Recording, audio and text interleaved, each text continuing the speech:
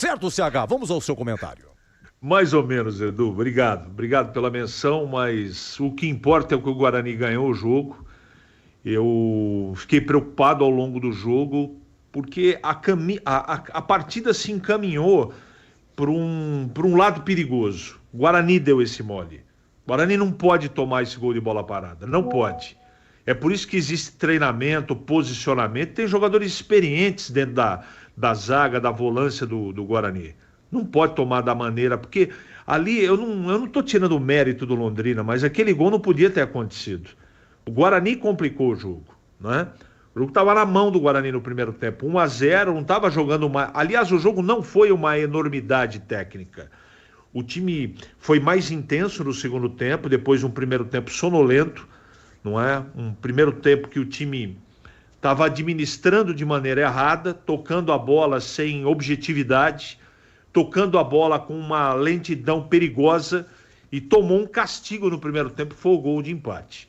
No segundo tempo, os dois times voltaram muito bravos, muito intensos. O jogo foi muito interessante. Os 20 primeiros minutos foram muito interessantes. Foi uma guerra de perde, ganha, contra-ataca, mas tecnicamente o jogo não foi um jogo legal. Não foi. Valeu pela luta, pelo resultado. O time apresentou vários problemas. Os principais problemas ficaram no primeiro tempo. O Isaac e o Bruninho não jogaram, não é? Eles não entenderam o que eles deveriam fazer na partida, nem comportamental, não é? Aquela intensidade, busca o jogo, aparece, não. Eles não participaram do primeiro tempo. Tanto é que o treinador, o Humberto Lousa, retirou os dois no intervalo do jogo de maneira correta. E o segundo tempo, apesar do Guarani ter sobrado em disposição, aqueles que entraram, principalmente o João Vitor, ele não acrescentou em termos de ataque aquilo que o Guarani precisava.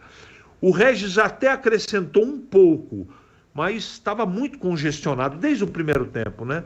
O Londrina veio para Campinas minimamente para levar um empate para Londrina.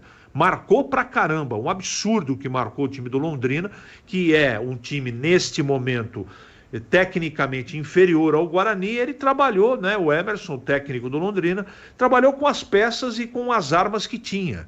Tentou marcar para jogar no contra-ataque, quase deu certo.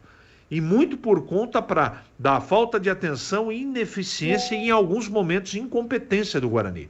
Esse é o jogo que eu enxerguei. Valeu pelo lance, pelo gol de pênalti. Eu acho que não dá para questionar a vitória, porque os números contam a história do jogo. O Guarani foi melhor, mas precisa melhorar.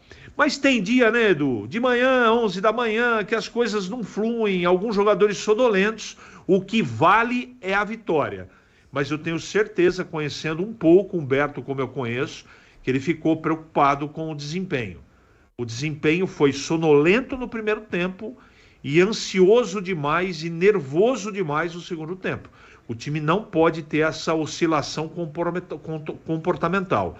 Tem que saber, quando entra no jogo, os jogadores que estão em campo, eles têm que ter interpretação de que maneira você enfrenta o adversário. Não só na parte tática, não só na parte de arrumação do time, mas se acelera, se para.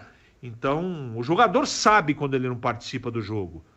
E eu fiquei, sim, extremamente decepcionado com o Isaac e com o Bruninho no primeiro tempo. O Guarani poderia, no primeiro tempo, e com o Valber também no gol de bola parada. O Guarani, no primeiro tempo, poderia ter feito 2-0 e vir para o segundo tempo para deixar o Londrina sair e administrar o resultado. O jogo ficou perigoso por causa do Guarani. Eu não estou tirando a competência do Londrina. O Guarani deu mole. Só que não é toda hora que acontece o presente que o Guarani recebeu, um pênalti no final do jogo e vitória 2-1 com o gol do Bruno Mendes no pênalti.